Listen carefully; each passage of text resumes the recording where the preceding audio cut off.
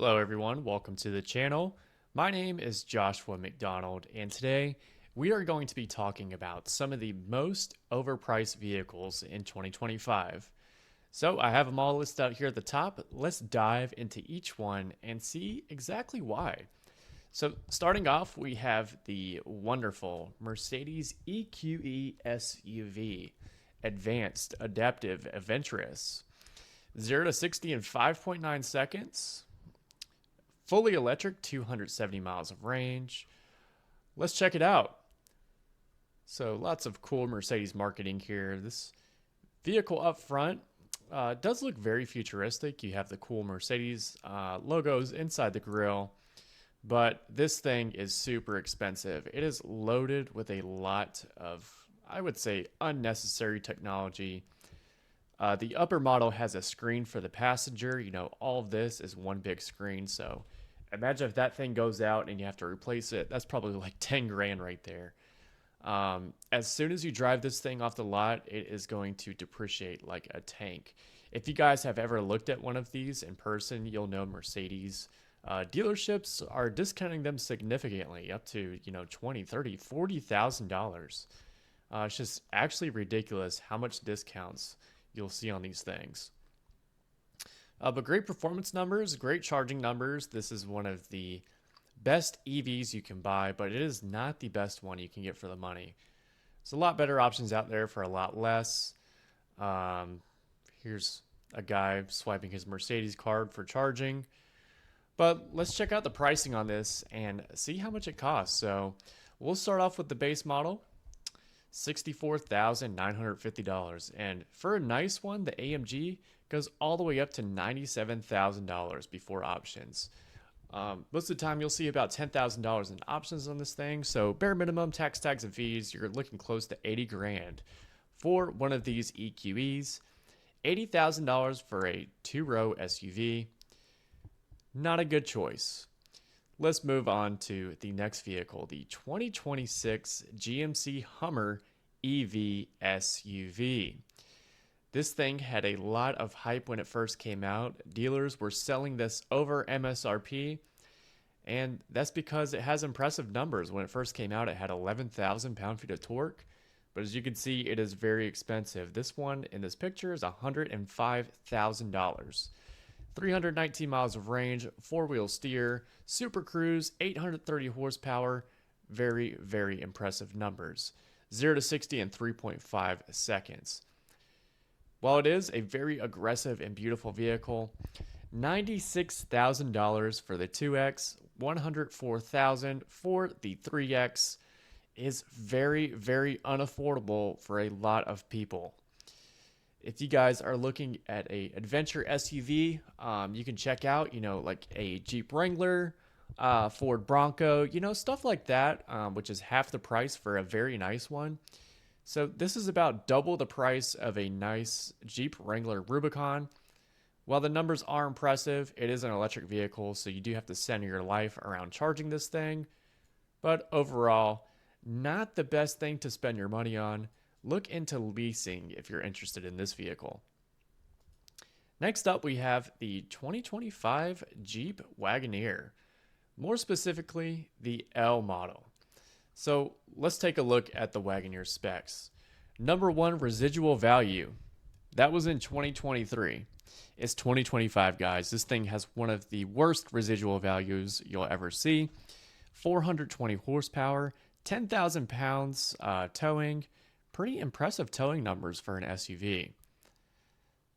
May be eligible for a $10,000 annual tax deduction. That's pretty cool. But in Jeep fashion, everything on the inside is clunky. You have the center screen, your digital display up here, beautiful leather interior. Now this thing does have very good space on the inside. So pretty great for families with 3 kids or more. You will never be doing this in a Wagon Ear. Maybe in a Wrangler, but I love how they put the off-road images on it. Let's see if we can see how much it costs. So we have the 2025 Wagon Ear. Gotta have 4x4, of course. More specifically, the L model is what we're talking about, guys. So starts off at $65,000 for a base model. For a nice one, $72,000. and it can get all the way up to around $80,000 with options. Now, for that price range, there is better three-row SUVs out there, like the Chevy Tahoe, the Ford, Expedition. Jeep isn't known for the reliability, so keep that in mind if you guys are checking these out. Overall, very nice vehicle. It just does depreciate like a tank, and fuel economy isn't the best. 17 miles per gallon city, 24 highway. There's better options out there, guys. Next up, we have the Ford Mustang Mach-E all-electric SUV. Now, I remember when this thing first came out, everybody was angered that they used the Mustang nameplate on this thing, and that is because it is an absolute piece of junk. While it is very sporty and fun to drive, it's just not a functional two-row SUV. You can see you can get a bunch of cool sport appearance packages, but you might as well just buy a naturally aspirated V8 Mustang for the price point you're going to spend on this thing. The highest range is going to be 320 miles of range, and you'll save $3,000 every 3 years, which is just, huge savings, Lots of cool images inside this library. Top safety pick. That's some good stuff right there. But let's take a look at the pricing. The Rally one looks pretty cool. That's $58,000, $54,000 for the GT, $41,000 for the Premium, and then $37,000 for the Select. So these two models right here are going to have 260 miles of range, 280 and 265. 0 to 60 times are very impressive, but that is because it is all electric. So with options and everything, for a nice one, you're going to be looking to spend around $50,000 to $60,000 for a two-row electric SUV made by Ford. Now, if you guys are looking for a two-row electric SUV, there is a lot better options out there, like the Tesla Model Y, Chevy Equinox if you don't care about performance. This thing is just really, really expensive, and as soon as you drive it off the lot, you're probably going to lose about half your value. Next up, we have the Cadillac Escalade. You are buying the name of this thing. While it is very impressive on the inside with all this new technology, you have speakers inside the headrest, AKG audio system, massaging seats, all that fun stuff. It is very, very expensive. So we'll start off with the Shorty Escalade. And a luxury comes in at $93,000. But the most popular models is going to be the Sport and Premium Luxury. So over $100,000 for a three-row SUV that is on a Chevy Tahoe frame is kind of questionable. On the inside, like I said, it does have impressive technology, big screen all the way across the middle. While these Escalades aren't known for the reliability with technology yet, just keep that in mind when you're looking at one of these. You get a 4-year, 50,000 mile bumper-to-bumper warranty, and after that, you are on your own.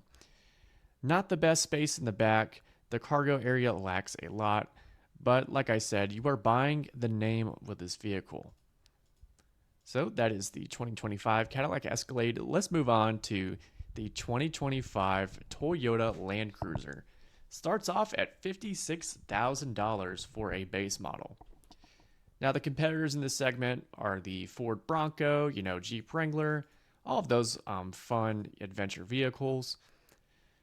If you're looking at one of these at a Toyota dealership, 9 times out of 10, they are going to be marking this thing up. So $61,000 for this vehicle specifically. Pretty impressive technology on the inside. Reminds me of the Tundra a lot. Second row space is not the best, but for a two-row adventure SUV, there are cheaper options out there, guys. I don't know what I just did. I'm sorry about this blue stuff. You can add on the premium package, which gives you all the nice stuff. 14-speaker JBL, all that fun stuff. Black leather, all that. You have 20-inch wheels, moonroof. So after a few accessories on this vehicle, you're going to be looking at around $63,000, plus tags and fees and whatever dealer markup they slap on it, because they are going to pressure you into buying this thing because they're quote-unquote scarce. What you get with that is a 2.4-liter 4-cylinder motor and a 8-speed automatic transmission. Definitely think twice about getting this. If you really want it, go for it, but there are better options for a lot less than $63,000. And last but not least, how could we forget the $90,000 Tesla Model X? This is a 3-row all-electric SUV that has doors that fly up to the moon. You can get the all-wheel drive or you can get the plaid model. They only tell you payments up here because if you saw the price on these things, it would definitely scare you. Let's take a look and see if we can actually see. I don't even know how much this thing costs. That's what the Tesla website does for you guys. So you can lease or finance. It actually costs more to lease than to finance, but if you're doing a cash purchase, all-wheel drive, $90,000, plaid, $105,000. Let's see what other savings they have built into this. Nope, that's it. So a few options you can get. You can get the 6-seat interior, 7-seat interior. Comes standard with a 5-seat interior. And you can also get self-driving for $8,000. Now I assume if you're buying a Tesla, you're going to want that self-driving. So you're looking at $100,000 for an all-electric 3-row SUV. Definitely do not think that it's worth it because these things absolutely tank in value as soon as you drive off the lot. But those are just some of the most overpriced vehicles in 2025. If you guys have any more that you can think of, make sure to drop it in the comments down below. But that's going to be it for today. I really appreciate you watching this. Let me know what you think, and I'll see you guys next time.